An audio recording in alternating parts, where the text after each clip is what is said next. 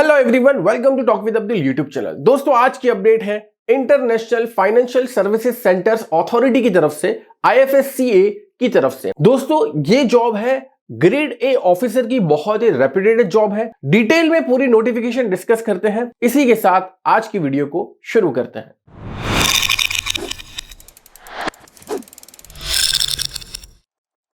दोस्तों, आगे बढ़ने से पहले मैं चाहूंगा कि आप IFSCA के बारे में प्रॉपर तरीके से जानकारी हासिल कर ले। यहां पर नोटिफिकेशन के अंदर भी ब्रीफली दी गई है। नोटिफिकेशन आपको डिस्क्रिप्शन के अंदर मिल जाएगा। उसके अलावा दोस्तों, इंपॉर्टेंट डेट्स की बात करें तो ऑनलाइन एप्लीकेशन स्टार्ट हो चुका है 11/2/2023 से, और ये कब तक रहेगा? 3/3/2023 तक रहेगा। ठीक है, यानी कि अगले महीने मार्च की 3 तारीख तक ये नोटिफिकेशन आप इसमें अप्लाई कर सकते हो, अगर आप अप्लाई करना चाहते हो। उसके अलावा दोस्तों, बात करें कि ये एग्जामिनेशन कितने फेजेस के अंदर होने वाली है, तो क्योंकि ये सेंट्रल गवर्नमेंट के अंदर चीजें आती हैं, तो ऑब्वियस बात है कि आपके सिर्फ MCQ टाइप की एग्जाम तो होगी नहीं। आपकी यहां पर 3 फेज के अंदर एग्जाम होगी। फेज 1 होगा ऑनलाइन एग्जामिनेशन, फेज 2 होगा ऑनलाइन एग्जामिनेशन। इसके अंदर दोनों का अलग अलग वेटेज होगा, ऑब्वियस बात है। फेज 1 जो होने जा रही है अप्रोक्सीमेटली मार्च या अप्रैल 2023 के अंदर होगी। फेज 2 की बात करें तो अप्रैल या मई 2023 के अंदर हो सकती है। फेज 3 की बात करें जो कि इंटरव्यू है, तो उसकी डेट आपको नोटिफाई की जाएंगी। जब आप अप्लाई करोगे तो ऑब्वियस बात है कि आप ईमेल आईडी वगैरह दोगे, तो वहां पर फेज 3 यानी इंटरव्यू की जो डेट है वो आपको नोटिफाई की जाएंगी। और ऑब्वियस बात है कि आपको इंटरव्यू तक पहुंचने के लिए फेज 1 और फेज 2 तो क्लियर करना पड़ेगा। अब दोस्तों, सबसे इंपॉर्टेंट बात यह है कि सर नोटिफिकेशन में तो हम आ गए, आपने बता दिया बहुत ही रेप्यूटेड जॉब है, ग्रेड ए ऑफिसर की जॉब है, लेकिन अप्लाई कौन कर सकता है दोस्तों? तो यहां पर इन्होंने स्ट्रीम के अंदर बहुत ही क्लियर वे में लिखा है, जनरल अनरिजर्व्ड कैटेगरी के लिए 10 वैकेंसी है, ओबीसी के लिए 5 वैकेंसी है, SC कैटेगरी के लिए 3 वैकेंसी है, ST कैटेगरी के लिए 1 वैकेंसी है, और EWS कैटेगरी के लिए भी 1 वैकेंसी है। यानी टोटल यहां पर 20 वैकेंसी है। ऑब्वियस बात है, इतनी रेप्यूटेड जॉब है और सिर्फ 20 वैकेंसी है, तो आपको यहां पर कंपटीशन बहुत तगड़ा, बहुत अच्छा देखने को मिलेगा। अप्लाई कौन कौन कर सकते हैं? तो दोस्तों, यहां पर इन्होंने एजुकेशनल क्वालिफिकेशन के अंदर लिखा है कि अगर आपके पास मास्टर डिग्री है स्टेटिस्टिक्स, इकोनॉमिक्स, कॉमर्स या BA के अंदर, तो आप यहां पर अप्लाई कर सकते हो। ये प्रेफरेंस के तौर पर रहेगा। लेकिन अगर आपके पास बैचलर्स डिग्री है, चाहे वो कंप्यूटर साइंस के अंदर हो, कंप्यूटर एप्लीकेशन के अंदर हो, या इंफॉर्मेशन टेक्नोलॉजी के अंदर हो, तो भी आप अप्लाई कर सकते हो। अगर आपके पास ये भी नहीं है, तो अगर आपके पास बैचलर्स डिग्री है CA के अंदर, CFA के अंदर, CS के अंदर, ICWA के अंदर, तो भी आप अप्लाई कर सकते हो। अगर आपके पास ये भी नहीं है, तो आपके पास अगर बैचलर्स डिग्री इन लॉ होनी चाहिए, और अगर आपके पास ये भी नहीं है, तो फाइनली इन्होंने आखिर में लिखा है और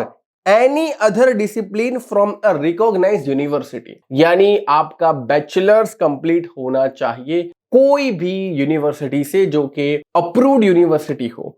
ठीक है, तो फाइनली ये हम बोल सकते हैं कि इतने सारे जो इन्होंने क्वालिफिकेशन के बेंचमार्क्स दिए और आखिर में जाकर बोल दिया कि भाई कोई भी डिसिप्लिन वाले अप्लाई कर सकते हैं। इसका मतलब मुझे ऐसा लगता है कि यहां पर उनको प्रेफरेंसेस के हिसाब से यहां पर एजुकेशनल क्वालिफिकेशन लिखा गया है। बाकी यहां पर कोई एक्स्ट्रा एज किसी को नहीं मिल रही, चाहे आपने मास्टर्स किया है, चाहे आपने बैचलर्स किया है कंप्यूटर साइंस के साथ, ऐसा कोई भी एज नहीं मिल रही या एक्स्ट्रा वेटेज आपको नहीं मिलेगा सिलेक्शन में। सिलेक्शन तो सभी का एक प्रोसीजर के थ्रू ही होगा, लेकिन यहां पर इन्होंने लिखा है कि आप कोई भी डिसिप्लिन से हो, अप्लाई जरूर से कर सकते हो। हाँ, लेकिन ऊपर वाले डिसिप्लिन अगर होंगे तो डेफिनेटली वो इंटरव्यू के अंदर हो सकता है कि आगे बढ़ जाए, और इंटरव्यू के अंदर हो सकता है कि उनका सिलेक्शन अच्छे तरीके से और आसान तरीके से हो जाए। लेकिन इंटरव्यू तक पहुंचने के लिए सभी को फेज 1 और फेज 2 से तो पास होना ही पड़ेगा। एज लिमिट की बात करें दोस्तों, तो एज लिमिट आपकी 30 साल से ज्यादा नहीं होनी चाहिए। लेकिन दोस्तों, आपको पता ही, अगर आप स्पेशल कास्ट से बिलोंग करते हो तो आपको यहां पर रिलैक्सेशन मिल जाएगा गवर्नमेंट रूल्स के हिसाब से। मोड ऑफ सिलेक्शन की बात करें दोस्तों, तो जैसा कि मैंने पहले ही बोला कि आपको 2 फेज तो पहले पार करने होंगे। तो पेपर 1 है आपका दोस्तों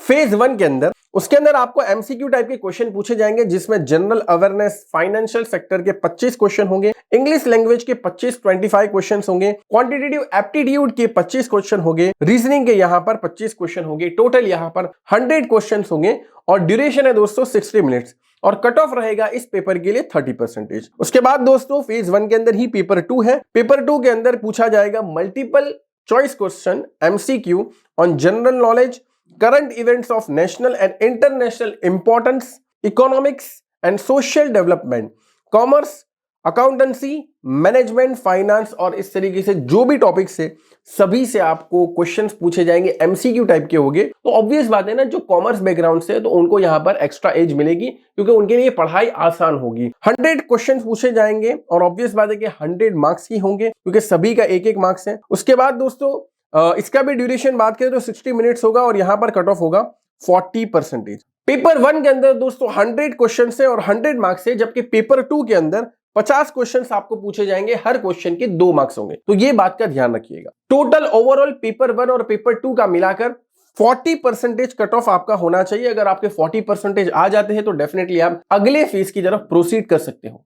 बात करें दोस्तों यहां पर क्या नेगेटिव मार्किंग होने वाला है, तो डेफिनेटली यहां पर नेगेटिव मार्किंग होने वाला है। जो भी क्वेश्चन का मार्क होगा, लेकिन मान लो कि 1 मार्क का क्वेश्चन है और अगर आपने गलत आंसर दिया, चाहे वो पेपर 1 के अंदर हो या पेपर 2 के अंदर हो, तो 1/4 यानी 0.25 मार्क्स आपके यहां पर डिडक्ट हो गए, माइनस हो गए। अगर 1 मार्क का क्वेश्चन है, अगर 2 मार्क का क्वेश्चन है तो 2/4 कर दो तो 0.5 आ जाएगा, यानी आधा मार्क्स आपका यहां पर माइनस होगा। कहने का मतलब यही कि पेपर 1 और पेपर 2 के अंदर नेगेटिव मार्किंग होगी। इस वजह से आप सभी को तुक्काबाजी से नहीं, प्रॉपर पढ़ाई करके जाइए फेज 1 और फेज 2 की, तो ही आप सिलेक्ट हो पाओगे। अब बात करें दोस्तों फेज 2 की, तो फेज 2 के अंदर ऑनलाइन एग्जामिनेशन रहेगा। पेपर 1 इंग्लिश डिस्क्रिप्टिव टेस्ट रहेगा। प्रिसाइज राइटिंग के 35 मार्क्स है, ऐसे राइटिंग के 30 मार्क्स है, कंप्रीहेंशन के 35 मार्क्स है।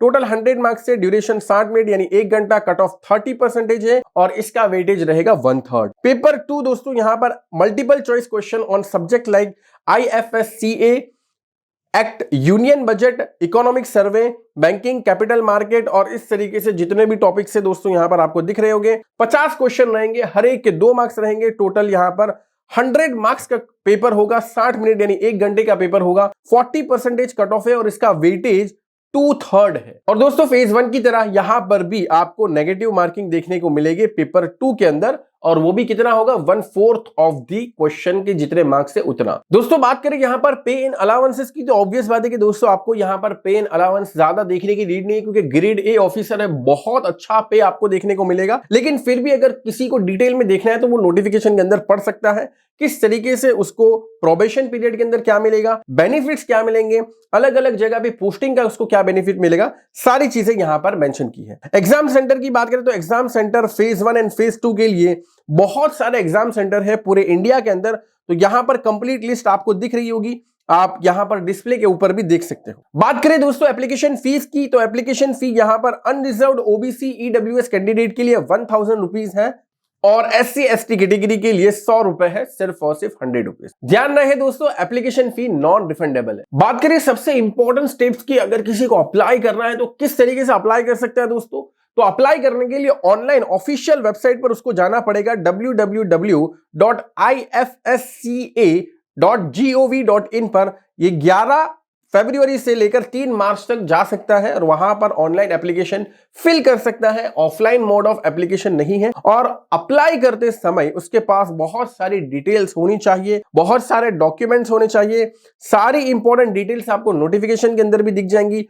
फोटोग्राफ है, सिग्नेचर है, किस तरीके से अपलोड करनी है, उसका क्या रिकमेंडेशन साइज वगैरह है, सारी चीजें दोस्तों आपको नोटिफिकेशन के अंदर मिल जाएंगी, आप पढ़ सकते हो। सक्सेसफुली अप्लाई करने के बाद दोस्तों आप उसका प्रिंट आउट ले लीजिए, आपको ये एग्जाम के समय पे भी काम आ सकता है। और अप्लाई करने के बाद फीस पेमेंट करने के बाद एक बार चेक कर लीजिए अपना स्टेटस कि वहां पर आपकी सारी डिटेल्स वेरीफाई हो चुकी है, आपका जो एप्लीकेशन है वो सबमिट कंप्लीटली हो चुका है और एक्सेप्ट हो चुका है। उसके बाद आपको टेंशन लेने की नीड नहीं है। आपने जो जीमेल आईडी, जो भी डॉक्यूमेंट्स वहां पर फिल किए हैं, जो भी कॉन्टेक्ट डिटेल्स वहां पर फिल की है, उसके हिसाब से आपको एग्जाम डेट्स वगैरह का नोटिफिकेशन मिल जाएगा। उसके बाद आप फेज 1 फेज 2 के अंदर प्रोसेस कर सकते हो और मैं उम्मीद करता हूं कि आप लोग इंटरव्यू में भी पहुंचो और वहां पर सक्सेसफुली आप सिलेक्ट हो जाओ। तो दोस्तों उम्मीद करता हूं कि आज की अपडेट आपको काफी वैल्यूएबल लगी होगी। इसी के साथ आज की वीडियो को एंड करते हैं, मिलते हैं नेक्स्ट अपडेट में। तब तक के लिए गुड बाय, टेक केयर।